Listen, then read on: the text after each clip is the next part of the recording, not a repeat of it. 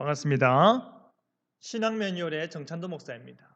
오늘의 질문은요. 은혜의 방편, 하나님의 말씀이란 무엇인가입니다. 하나님께서는 그리스도를 통해 죄인에게 은혜를 베푸십니다. 그 은혜를 통해 우리를 구원하시는데요. 그 구원을 위한 은혜를 받는 방법을 가르쳐서 은혜의 방편이라 합니다. 교회가 사용하는 은혜가 주어지는 수단으로는 말씀과 성례가 있지요. 그럼 예수님께서 위임령을 주시면서 하시는 말씀이 무엇이었습니까? 내가 너희에게 분부한 모든 것을 가르쳐 지키게 하라 였습니다. 하나님께서 그의 백성을 하나님의 형상이요 그리스도의 형상을 따라 새롭게 되어서 이전과 다른 새로운 존재가 되게 하기 위해 사용하시는 최고의 방편이 바로 하나님의 말씀입니다. 여러분 여기서 말씀이라는 것은 무엇입니까? 말씀이 육신이 되어 우리 가운데 오신 제2의 하나님을 가리키는 것이 아닙니다. 물론 성경은요. 그리스도에 대한 책이 맞습니다. 그렇다 하더라도 은혜의 방편으로서 성자 예수님을 말하는 것이 아니다라는 것입니다. 여기서 말씀은 성경입니다. 기록된 하나님의 말씀으로서 우리에게 주어져서 우리가 마땅히 읽을 수 있는 성경을 가리킵니다. 우리는 이 성경을 교회에서나 가정에서나 혹은 다른 곳에서 읽고 가르쳐 질 수 있습니다.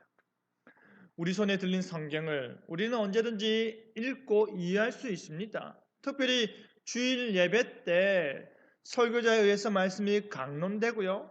그 강론된 말씀이 적절하게 성도들에게 적용되고 있습니다.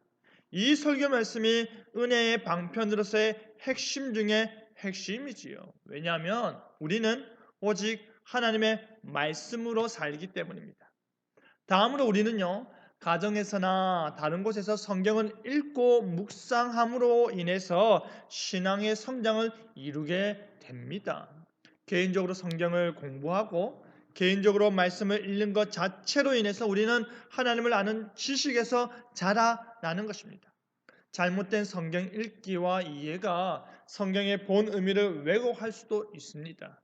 또한 율법주의적인 사고에 따라서 성경을 읽고 공부하지 못함을 스스로 죄책감을 느낄 수도 있습니다. 하지만 이러한 안 좋은 것들이 있음에도 불구하고 하나님의 말씀을 평생토록 공부하는 일을 중단해서는 안 된다라는 것입니다. 그 이유는 바로 이 말씀이 은혜의 방편이기 때문입니다. 더 크고 무한한 가치가 있기 때문입니다. 그렇다면 기록된 이 성경 그 자체만으로 은혜가 주어질까요? 그렇지도 않습니다. 이 모든 말씀과 관련된 행위에 있어서 없어서는 안 되는 것이 무엇입니까? 바로 성령 하나님이십니다. 성령 하나님께서 우리로 율법 앞에 서게 하사 무엇을 깨닫게 하십니까? 죄를 깨닫게 하시고 참된 회심을 불러 일으키십니다. 그리고 성령 하나님께서 우리로 그리스도를 믿는 믿음을 갖게 하셔서 우리로 그리스도에 대한 말씀과 그의 구원 사역을 믿는 믿음을 갖게 하셔야 하는 것입니다. 그로 인해서 구원에 이르는 하나님의 능력을 맛보는 것입니다. 그렇기 때문에 설교자는요, 부지런히 말씀을 준비하여 강론하고 가르치고요.